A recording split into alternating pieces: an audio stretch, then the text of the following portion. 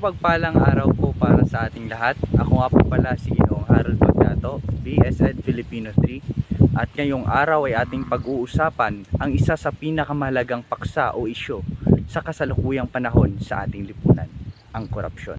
Ang korupsyon ay isang pinakamalaking suliranin na kinakaharap ng ating lipunan sa kasalukuyan. Ito ay hindi lamang pagnanakaw ng pera ng gobyerno, kundi pagnanakaw ng pagtitiwala o tiwala ng sambayanang Pilipino.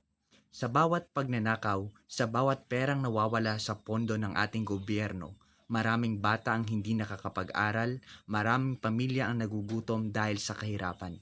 Ang korupsyon ay nagsisimula sa maliit. Isang suhol, isang pabor, isang pagsisinungaling. Lumalaki, nagiging ugat ito ng tinatawag nating kahirapan, kawalan ng tiwala at kawalan ng katarungan sa lipunan. Habang ang ilan ay yumayaman, maraming mga tao ang nagugutom dahil sa kahirapan. Ngunit ang korupsyon ay hindi lamang kasalanan ng nasa kapangyarihan. Ito rin ay may kinalaman sa katahimikan ng mamamayan. Kapag tayo nanahimik sa harap ng mali, tayo nagiging bahagi ng problema.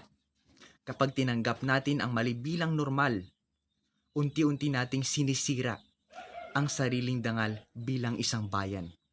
Mga kababayan, ang laban kontra korupsyon ay hindi madali. Ngunit ito ay posible. Nagsisimula ito sa ating sarili, sa pagiging matapat sa maliit at pagiging mapagkatiwalaan sa malaki. Hindi pagtanggap ng suhol, nagsisimula ito sa edukasyon, sa tamang pagboto, at sa matapang na pagsasalita laban sa katiwalian. Higit sa lahat, huwag nating kalimutan na ang tunay at matibay na pag-asa ng ating bayan ay hindi sa tao, hindi sa presidente o sa mga senador o sa kanino mang politiko, kundi maging sa Diyos.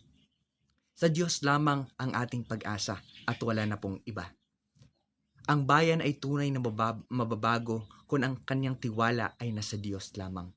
Sa Kanya tayo humingi ng lakas, katarungan at katapatan upang labanan ang kasamaan at piliin ang tama. Sa huli, ang korupsyon ay sugat sa ating lipunan.